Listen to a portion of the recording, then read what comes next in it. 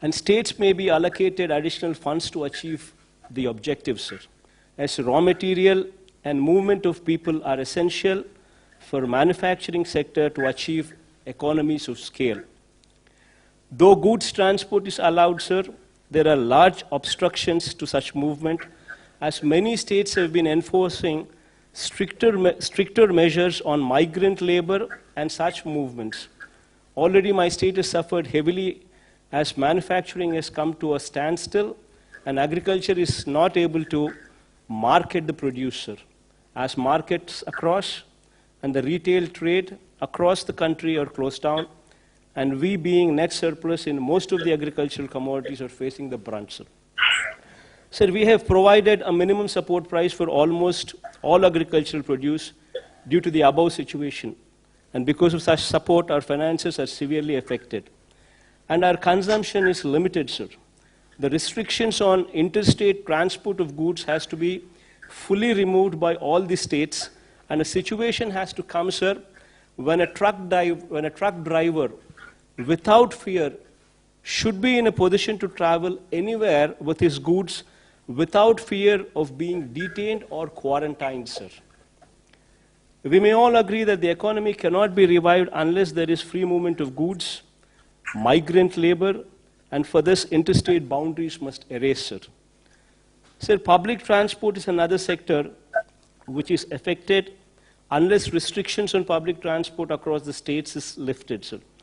Movement of persons for attending to their work will be a major problem. Many people commute to their work, including the migrant labor, and if it is not allowed, sir, economy will not come back to normalcy. Sir, currently we've seen a situation where migrants are moving back to their original states. But if they don't come back once again to the states where they were earlier working, normalcy could never come back, sir. And for this, the stigma and the fear should go, sir. So sufficient physical distance inside the buses may, however, be maintained. Masks and sanitizers may be made mandatory in public transport. Similarly, sir, shopping centers can also be allowed to function with physical distancing and masks made compulsory, sir. Sir, while framing standard operating procedures, following points may be kept as the central idea, sir. Norms regarding physical distancing, norms regarding usage of masks, personal hygiene, special focus on rural and urban sanitation, sir. So the measures of upgrading our health infrastructure, sir, what I've just spoken about it some time back, sir, will cost us around 16,000 crores of rupees, sir. Being a new state, we would require support of the union government in achieving this objective. But, sir, apart from what you fund, sir, if the union government can support us by way of interest-free or low-interest loans with long-term repayment period, then we can achieve this objective easily, sir. All our hospitals would be upgraded to the national standards from the village level to the teaching hospitals, and we would in turn build 16 more teaching hospitals, what would be the need of the hour, sir. Sir, we would also request that such loans towards health infrastructure, sir, may not be made part of the FRBM limits, so as to give us flexibility in ensuring other sectors do not face such fund crunch, sir. Sir, coming to MSME sector, sir.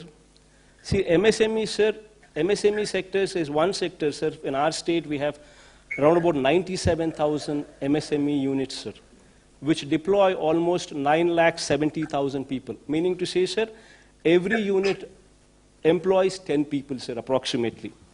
Sir, until and unless this sector is protected, until and unless this sector is handheld, this sector will collapse. Just imagine, sir, in our state, 97,000 units, which employ almost 10 lakh people. If this sector comes to a standstill, there will be unemployment everywhere, sir. So my suggestion, sir, if for your consideration connected to MSME, sir, for 6 months, sir, for 2 quarters, if you can handhold this sector. Maybe, every MSME unit has 10 employees in it, sir. Maybe 10,000 rupees per employee for maybe 6 months. will take care of at least 30 to 40% of their salary requirements without having to retrench anybody, sir. Otherwise, people would be just forced to remove them from jobs. Maybe complete interest subvention for 6 months, sir. For 2 quarters will help the sector in a big way, sir. So as far as agriculture is concerned, sir, MSP is to be extended to more number of crops, including horticulture, sir. And procurement limits may be enhanced from the current 30% to at least 50%, sir, along with immediate opening up of wholesale and retail markets, sir. This goes a long way, sir. Sir, I would like to also state that our state finances have been severely affected, sir, which also requires your generous support. As, sir, if states are healthy, so are the people of the country, especially the downtrodden, sir. So this, by and large, is the conclusion, sir.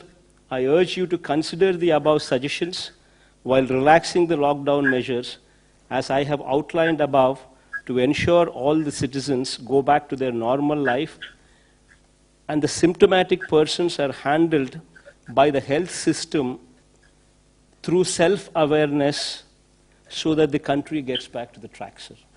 Thank you, sir.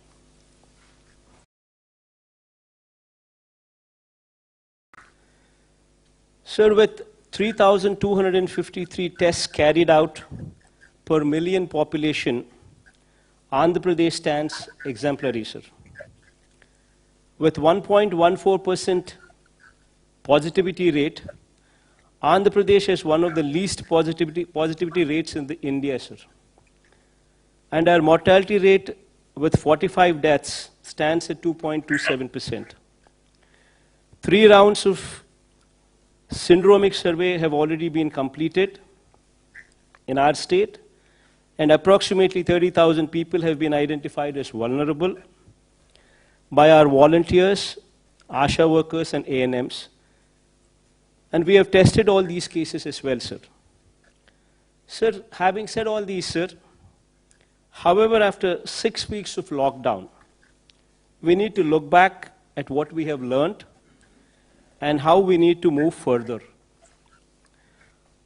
Sir, in my experience handling COVID response in my state, I strongly believe that, sir, first and foremost, if we need to get back to normalcy, the stigma over corona-positive persons has to end, sir.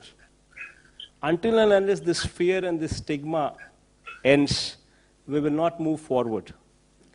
Corona has been made into such a stigmatic subject that families with persons who are positive are facing severe problems of social ostracization, sir. This has resulted in people not coming forward to report symptoms, which defeats the entire purpose of testing and identifying infected people. The current containment strategy of demarcating an area as containment cluster and that of institutional quarantining may be re-examined, sir. And as we move towards a strategy of public awareness, self-reporting of symptoms, testing, treatment, and self-isolation, without fear or stigma, should come into the forefront, sir. If we can create awareness that 97% or 98% of the cases are curable, and only mild symptoms will occur in 85% of the cases, then stigma attached will go away, sir.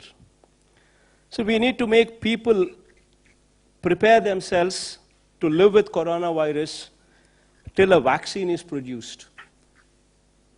Awareness on physical distancing, use of masks and hand sanitizers, and maintaining general hygiene needs priority in these times, sir. Sir, SOPs need to be evolved for workplaces, manufacturing units, and public places, including markets. Sir, people who have symptoms should be encouraged to come forward themselves for assessment, testing, and treatment without stigma or fear. This should be facilitated by notifying the assessment cum sample collection centers and COVID-19 hospitals. We may also provide access to telemedicine facilities and call center facilities to avail services for assessment and testing and treatment. High-risk persons need to be educated, made aware of the risks, and public should be explained about how to home isolate on their own, sir. Sir, physical containment strategy, which involves drawing of circles and circles and institutional quarantining, should also have an exit plan, sir. And the stigma should be done away with. So this fear and this stigma, which is compounded by high focus from media, sir, should now focus on confidence building and removing the stigma by driving the message that 95% of the people are cured and the disease is curable. Individuals would have to be empowered to take care of themselves and their family by right kind of messaging. This brings to the point that we require a major overhaul of the health system, sir. So during COVID response, we were able to ramp up the hospital beds and ICU beds to a good level, sir. But we need to improve them much, much, much further, sir. Sir, major reforms in the health system from village level to the highest teaching hospitals in the state should be the need of the hour going forward, sir. To set up a clinic in each village in the state with staff deployed on a 24/7 basis, sir. Taking up new medical colleges, one at least for every parliamentary constituency, sir. Sir, I'm just pressing on this point as parliamentary constituency because that is a more uniform figure, because every state has got different sizes of the districts, sir. So as to make the doctors and nurses available in adequate numbers, sir. So the hospitals at every tier should also be totally revamped to bring them to national standards, sir. Sir, our health infrastructure at village level should be strengthened in such a way that if any person is having any symptoms, they should be in a position to access the village clinics, get an advice, followed by treatment, sir. Similarly, sir, we need to keep our villages and towns clean, sir. This requires a major pumping of funds to the local bodies to maintain cleanliness and ensure that environment in both urban and rural areas are clean and hygiene. This is very much in line with your ideals, sir, of Swachh Bharat.